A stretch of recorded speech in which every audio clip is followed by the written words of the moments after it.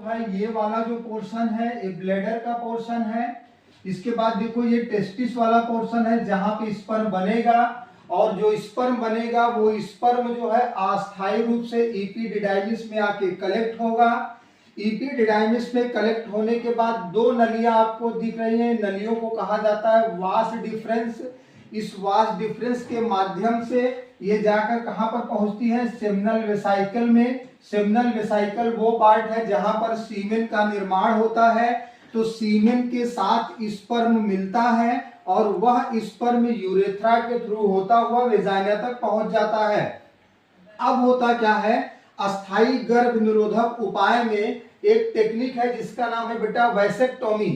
Vasectomy में क्या होता है, इसी जो ये वास डिफरेंस जो दो नलियां जाके सेमिनल वेसाइकल में मिला करती हैं, इन नलियों पे कार्ड लगा दिया जाता है। तो जब ऐसे कार्ड लग जाया करता है तो फाइनली क्या होता है, सीमेन तो बनता है बट सीमेन में स्पर्म नहीं जा पाता है।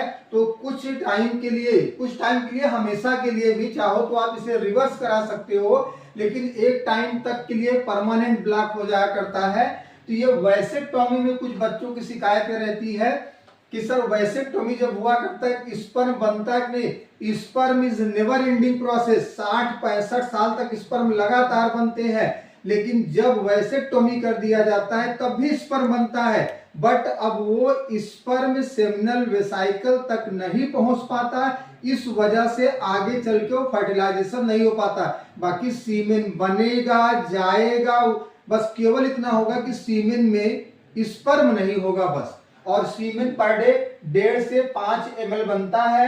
व्हाइट कलर का चिपचिपा क्षारीय द्रव pH 7.4 हुआ करता है।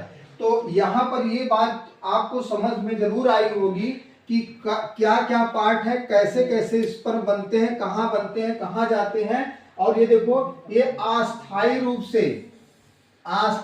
से स्पर्म को स्टोर करता है, वो है आपका इपीडिडाइमिस। ठीक है, तो उम्मीद करते होंगे ये चीज आपको क्लियर हो रही होगी। बहुत ही शानदार फिगर है, बहुत ही शानदार बातें लिखी गई है।